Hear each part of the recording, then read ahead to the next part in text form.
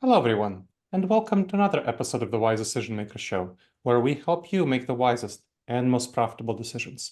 My name is Dr. Gleb Tsipursky. I'm the CEO of Disaster Avoidance Experts, the future of work consultancy that sponsors the Wise Decision Maker Show. And I'm joined today by Mary and Deanna. Mary and Deanna, can you please introduce yourselves and share a little bit about what you do? Yes, thank you, and good afternoon. I'm Mary Post. I am the CEO for the American Academy of Neurology. We are the world's largest professional association for neurologists, and we are a staff of about 200. We are located in downtown Minneapolis with our headquarters, but we also have an office in Washington, D.C. Excellent. And Deanna? Yes, and I'm Deanna Ekholm, Chief Human Resources and Diversity Officer. I've been with the American Academy of Neurology for 6 years, and this is a very interesting topic for us right now as we continue to look at our hybrid and flexible work environments and keeping up with trends in the industry. So we're excited to be here and talk with you about it today. And thank you for agreeing to talk about it. So tell me a little bit about what the American Academy of Neurology looks like in terms of flexible work and hybrid work. What is the situation currently? So I'll start off, Deanna, and then I'll kind of hand it off to you as well. So again, we have about 200 employees, but they are located around the nation. We have an office in downtown Minneapolis and in Washington, D.C. We have primarily remote staff, as well as we have hybrid employees that work in a hybrid model. And I would think it's about 70-30%. About 70% of our staff are in that hybrid model, and about 30% are in that primarily remote. And that's a model that we shifted to as we came out of the pandemic, and trying to really meet the needs of our employees, as well as the mission, vision, and goals of our organization. And so the hybrid approach is we're 2 days in the office and 3 days where they can work primarily remote or can work remotely. And then those that are primarily remote, I think we are registered, Deanna, in 7 or 8 different states that they can then work from. And then, but it's primarily remote, not 100% remote. There are times where we do ask them to come into the office for organizational kinds of meetings. Deanna, maybe you want to add? Yeah, it's definitely been an evolution for us as we've had to build a program that works for us. You know, we mentioned that we're a medical association. We're based in the Twin Cities in Minneapolis, Minnesota. A lot of our organizations and the industry talent that we are looking for is in, Chicago area and Washington, D.C.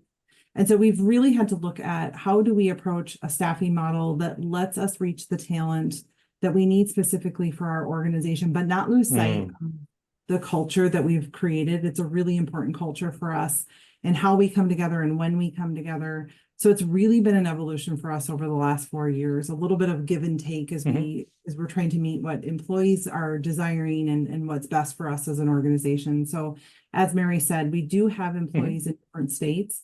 It's really important for us to bring them together on key occasions and see each other in person and work together in person when we can. But most of our staff are in that hybrid status. So coming into an office, whether it's in Washington, D.C. or Minneapolis twice a week. And then a lot of virtual meetings and connecting with each other in a virtual environment as well. Interesting. So one of my clients that I helped figure out their transition to hybrid work, flexible work, is the Northwest Minnesota Foundation. So it's a nonprofit in the Northwest of Minnesota. And one of the reasons they chose to adopt a pretty flexible model is because Minnesota may not be the most attractive place to work, especially in the colder seasons.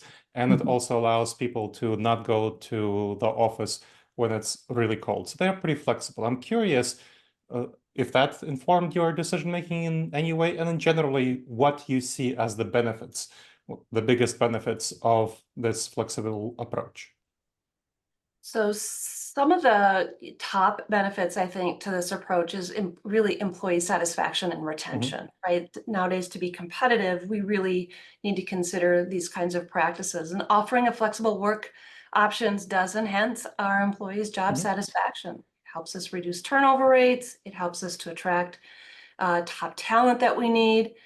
But also, I would submit to you that our engagement surveys have demonstrated this. It's proving that employees do appreciate the flexibility, and they're rating flexibility as an important benefit to organizations that they choose to join.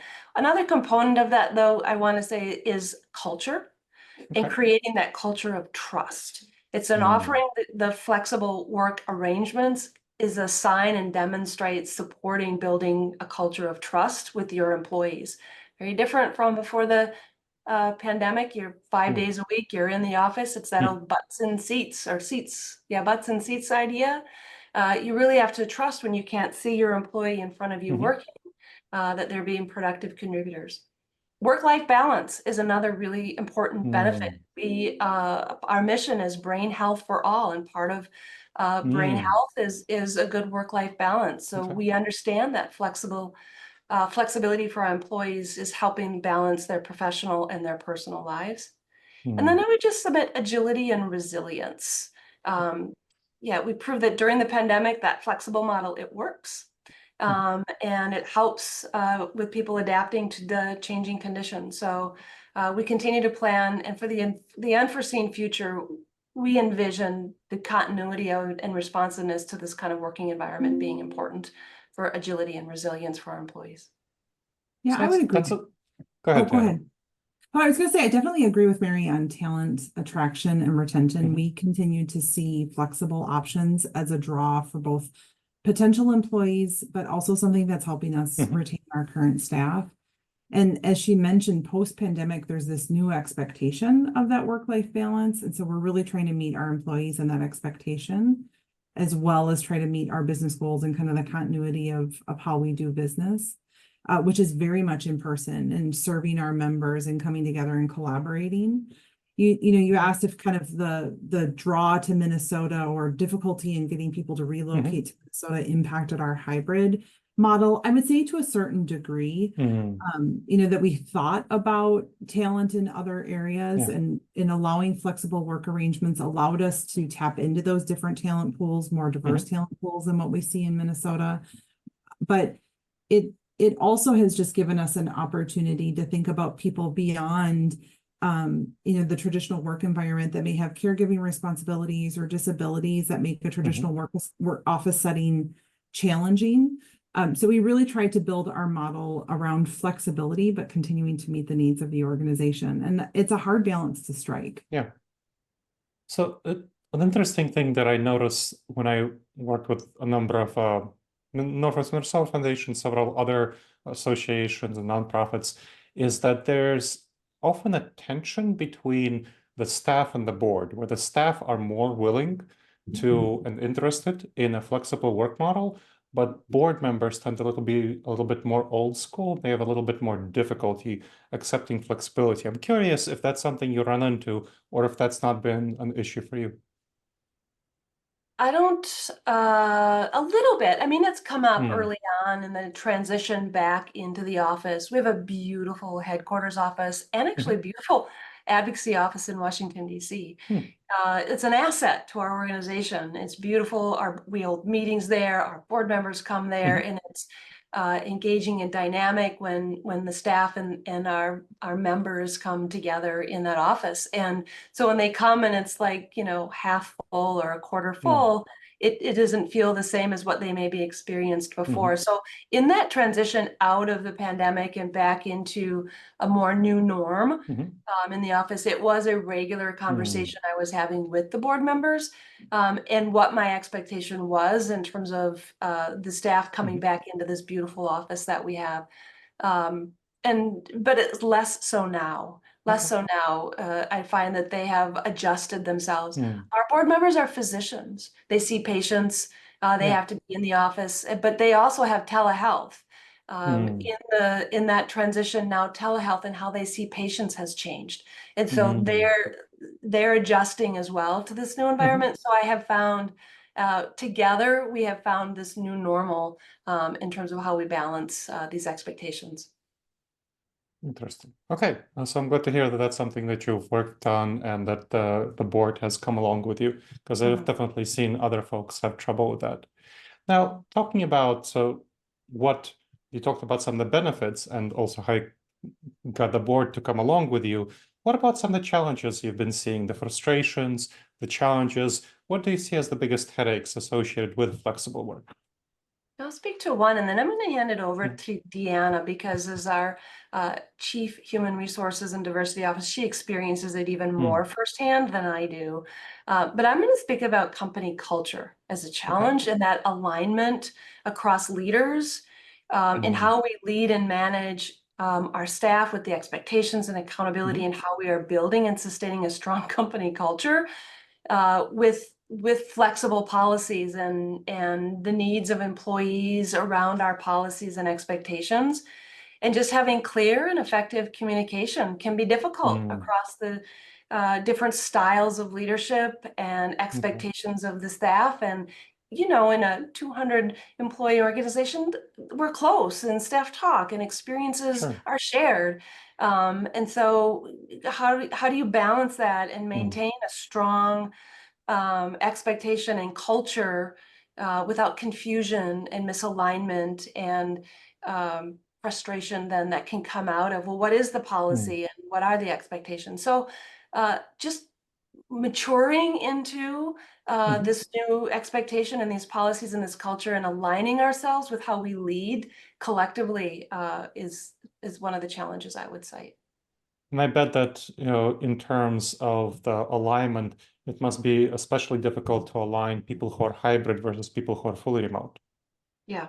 Yep. And how intentional are you in terms of how you're engaging and getting the work done and aligning on, you know, goals and objectives? Yeah, it's challenging.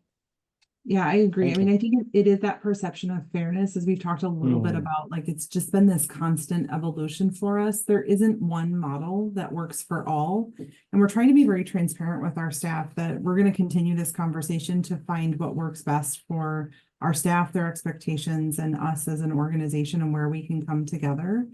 You know, we looked at, before we decided what positions were eligible for that primarily remote, where they don't have to come in 2 days a week. We really wanted to look at the roles that they did. What kind of interaction do they need with other staff and with our members? Do they travel? So we had some criteria that helped us define what roles would be eligible for each.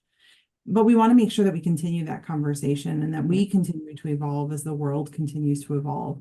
Kind of back to that thought about one model doesn't work for all. We're actually starting to notice a trend of newer staff in the workforce wanting to be in the office. So even if their position allows them to be primarily remote and only have to come in for certain meetings, there's this desire to be in a traditional office setting a couple of days a week. And so we're accommodating that. We love that. We want to see them in the office, and then we want to make sure it's a really good experience when they're there and they're not being forced to come in and sit in a, you know, a workstation where nobody else is around and there isn't meaningful interaction throughout the day. So I think kind of keeping up on that perception of fairness, you know, inequity, if staff aren't following policy, just really ensuring that our leaders understand the importance to hold people accountable, to keep conversations going, that there isn't an imbalance of expectations and people are being held to different levels of expectation. I think just some of the research or the reading that we've done just on isolation and disconnection is that we really felt it was important that we not create an environment where staff never have to come together. When we think about what our organization does and our mission of brain health for all, it is important that people are coming together and having times of meaningful connection. And so that's a key driver in our hybrid and flexible work model, is that we will have intentional times that we come together, because we think that that's so important to building our culture and collaboration and increasing morale, and then just increasing their overall health and well-being. Okay, that makes sense. Now, tell me a little bit more about how you've solved, what you've done to solve these problems around culture, around fairness, around inequalities. What specific steps have you taken to address these problems? Well, we have values. So we've updated our organizational values. We did a lot of work actually around this, and it aligned again beautifully with the work our board strategically was doing as we entered into this kind of environment, setting new strategic direction, looking at our values, and aligning our organizational values and including our employees in this process. Our Deanna's leadership and her team really brought them together in cross-organizational groups to talk about the culture we're trying to create and engage them in what does this look like now in our new environment, and finding ways really to recognize and celebrate the staff, bringing them together in unique and fun ways, how we incorporate joy and fun, how we engage the remote teams, with Zoom versus those that are in person. We have all staff meetings that are these hybrid, they're virtual joining us, they're in person and they're joining us. We bring in ice cream trucks to really encourage people to be in the office. We bring in puppies. But we take time to really connect in different ways, whether they're virtual or in person, and that's culture. And all of these different initiatives, I think, help us to address this transition and the different experiences people have in their different environments. So I think that's been central in some of this transition. Excellent. Yeah, those are great points, Mary. I recently wrote a LinkedIn post about this because I felt so strongly that there's ways to continue to connect your employees in these hybrid environments and mitigate some of these frustrations and things that come up with perception of fairness, or someone hearing about a message because they were in the office before another colleague. Oh, yeah. So really ensuring kind of consistent communication and alignment of messages is important to us. We try to cascade messages quickly and ensure that people are using the same talking points with expectations of, if it's a key critical message, our executive team, our directors, we're giving them timeframes in which we need these messages communicated. If it's not, we want to just create an opportunity that we know everyone's going to hear this message at some point through an employee newsletter, through a division meeting, but making sure that people have access to that same communication at some point. Communication is really key to us. We do also in the work that Mary's talking about through our updated strategic plan and values is establishing really clear performance metrics and having dashboards and ways that we're sharing updates with our staff, whether it's live on our SharePoint sites or at team meetings. So they know as an organization how we're performing, and then asking our leaders to do regular check-ins with staff so they know how they're performing, and just so that we're keeping people connected, both through social events and work-related events, so that people know, how is the organization doing? How am I doing? And giving leaders tips and guidance on how do you have meaningful check-ins. That it's okay to ask people, how are you doing personally? It's not just always about the work, but how are things going for you? And keeping a tab on your staff when you don't see them face-to-face often. So we do a lot of monthly leader communications and recommendations and guides and resources on helping them lead in this new environment, this new way of work. Excellent. Now, those are all great best practices. One thing I haven't heard you talk about, maybe you do this, but you mentioned about the junior staff who are coming into the office. And what I've seen with a number of companies I worked with, as well as other companies, is setting up deliberate mentoring programs for junior staff who are hungering for that mentoring, who are often coming into the office even when they don't have to, but who are not getting the kind of mentoring that they would like to get. So setting up a deliberate mentoring program where junior staff are paired up with a senior member from their team, and then a senior peer from their own team, and a senior peer who's not from their own team, to help them get broad cross-organizational ties and develop those weak bonds, which it's really harder to develop when people are spending more time remotely. That has been really helpful for a number of organizations to address those concerns from junior staff. I'm curious if you're doing anything in that regard. So programs like that are absolutely, instrumental, I think, in people's career growth and development. So I agree. I think they work well. I think the way that we approach it at the AAN is really through a lot of cross-functional teams and exposure. We mentioned that we have 200 staff. That's a really nice size organization for people to get to experience different projects and programs at different levels.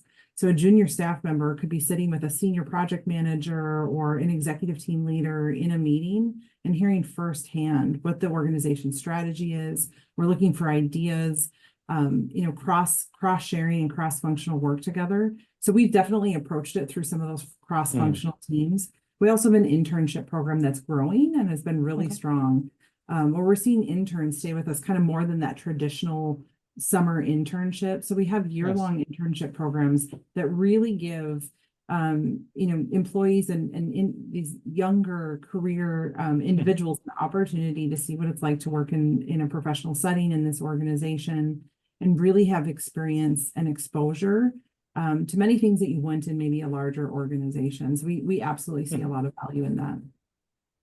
Dr. Gleb, I would also just mention that our HR team does a really good job working with the leaders at every level across the organization around the competencies it takes to be a leader and really building in that how do you lead oneself, how do you lead others, how do you lead leaders, and the competencies as you sort of grow in your journey as a leader in the organization.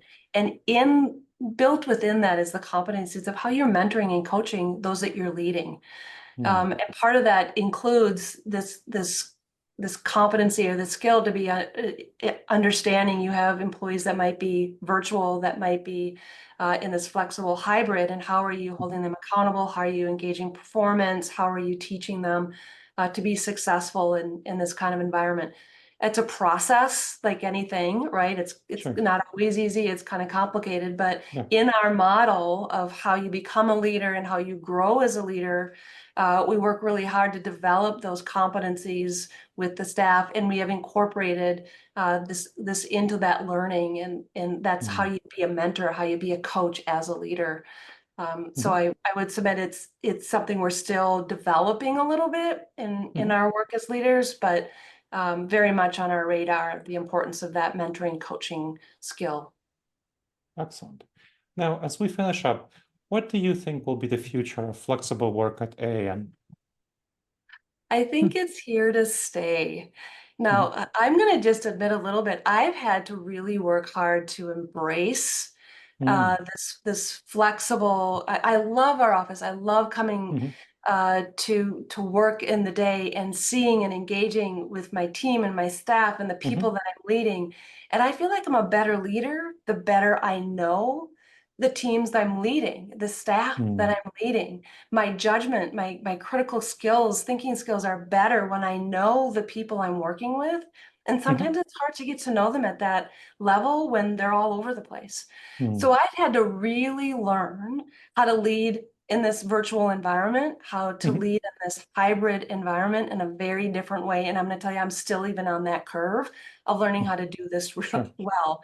But I think it's here to stay. I don't think the future in terms of, like we mentioned, the benefits of really developing that culture of being able to bring the top talent into our organization and to do that in a healthy, engaging way, that we're going to have to be really good at being hybrid and learning how to engage those primarily remote people. But I also want to say, I think it's an evolution. I think we're evolving. So I don't know that we necessarily have it perfect right. I don't know if 2 days is the right model. If the hybrid 70-30 with primary is exactly the way it's going to be in the future. But we have demonstrated that we are flexible and we can learn and evolve based on what the environment is asking us to do. And central in that are our 40,000 members that we serve and our mission and our vision as an organization. So how we evolve to that will depend on how best we serve our members and what our mission is going to require of us. Excellent. I agree. Thank you, Mary. I think as an organization, as Mary said, we're going to continue to evolve. We're going to continue to see a strong desire from current and incoming employees for personalized work arrangements. I want to work where I want, what works best for me, when and where I would like to be. And so I think we're going to see kind of this spectrum of complete flexibility to organizations that are starting to go back into the office 4 or 5 days a week. And I think we're always going to find ourselves somewhere in the middle of that spectrum, continuing to give and take and work together. And as Mary talked about, that requires some trust building and ensuring that we're working together to meet the goal and mission of our organization. And as long as we can do that, I think that we can build a framework that supports our employees and supports the organization. So I'm excited. I think that we've got good dialogue mechanisms with our employees. We ask for their feedback. We listen to their feedback. We make kind of tweaks to our programs based on that.